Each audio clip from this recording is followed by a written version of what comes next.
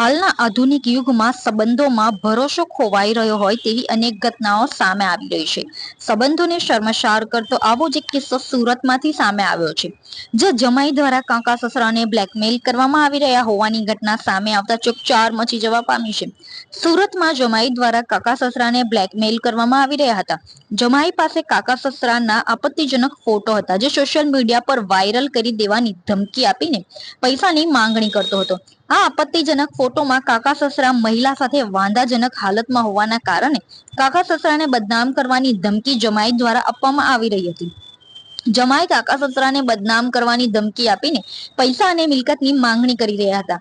આ સાથે જમાઈ દ્વારા કાકા સસરાને બલાત્કારના ખોટા કેસમાં ફસાવી દેવાની ધમકી પણ આપવામાં આવી હતી.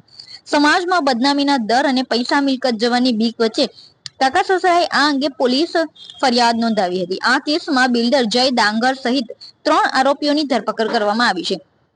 સુરતનો નિવાસી જય ડાંગર કન્સ્ટ્રક્શન વ્યવસાય સાથે સંકળાયેલો છે. આ સાથે તેના કાકા સસરા વરજાંગભાઈ પણ કન્સ્ટ્રક્શન વ્યવસાય સાથે જોડાયેલા છે. જય ડાંગર વરજાંગભાઈની ભત્રીજીના પતિ છે. આરોપી જમાઈ જય ડાંગરે તેમના 3 સાથીદારો પ્રશાંત પટેલ અને સ્મિત સાથે મળીને આ કવતરું રચ્યું હતું. આરોપીઓએ વરજાંગભાઈને એક મહિલા સાથેના આપત્તિજનક ફોટો વાયરલ કરવાની ધમકી આપી હતી. આ સાથે તેમને બલાત્કારના ખોટા કેસમાં ફસાવીને સમાજમાં બદનામ કરવાની ધમકી પણ આપી હતી. આ સમગ્ર મામલે પીડિત મહિલા દ્વારા અડાજણ પોલીસ સ્ટેશનમાં ગુનો નોંધવામાં આવતા પોલીસે તપાસ શરૂ કરી છે. પીડિત મહિલાએ જ અડાજણ પોલીસ સ્ટેશનમાં આરોપી જમાઈ અને તેના 2 સાથીદારો વિરુદ્ધ ફરિયાદ નોંધાવી હતી. પોલીસ દ્વારા આ મામલે મુખ્ય આરોપી જમાઈ જય ડાંગર અને તેના અન્ય 2 સાથીદારો પ્રશાંત પટેલ અને સ્મિત સહિત 3 આરોપીઓની ધરપકડ કરી લેવામાં આવી છે. હાલ પોલીસ સમગ્ર મામલે વધુ તપાસ કરી રહી છે.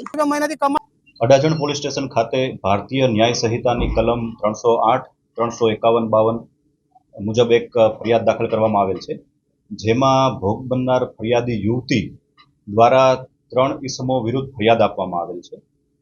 ફરિયાદી યુવતીના કેટલાક વાંધાજનક વિડીયો હોવાનું જણાવી જે આરોપીઓ છે તેના દ્વારા યુવતીને પાસેથી પૈસાની માગણી કરવામાં આવેલી અને વધુ પૈસા મેળવવા માટે ધમકી આપવામાં આવેલી, અને જો પૈસા નહીં આપવામાં આવે તો તેને બદનામ કરી અને તેના વિડીયો વાયરલ કરવાની પણ ધમકી આરોપીઓ દ્વારા આપવામાં આવેલી. ફરિયાદ દાખલ થયા બાદ પોલીસની ટીમો બનાવી આરોપીઓને પકડી પાડવા તજવીજ હાથ ધરવામાં આવેલી, જેમાં આરોપીને ગણતરીના કલાકોમાં પકડી લેવામાં આવેલ છે અને મુખ્ય આરોપી જય ડાંગર તથા તેની સાથે અન્ય 2 આરોપીઓની ધરપકડ કરી અને કાયદેસર કાર્યવાહી હાથ ધરવામાં આવેલ છે. સર, કેટલા રૂપિયા ખંડણી પેટે માંગ્યા હતા અને આરોપીઓનું બેકગ્રાઉન્ડ શું છે? 5 લાખ રૂપિયા ફરિયાદી દ્વારા અપાઈ ચૂક્યા હોવાનું જણાયેલ. આ ઉપરાંત રૂપિયા 10 કરોડની માતબર રકમની માગણી ફરિયાદી પાસેથી આરોપીઓ દ્વારા કરવામાં આવેલ અને આરોપીની ધરપકડ કરી તેની પૂછપરછ હાલ ચાલુ છે. પણ પ્રાથમિક માહિતી મુજબ આ પ્રકારની પ્રવૃત્તિ કરવા માટે આરોપી ટેવાયેલ હોવાનું પ્રાથમિક તબક્કે જાણવા મળેલ છે. સર, વરજાંગભાઈ અને આરોપીનો શું સંબંધ છે?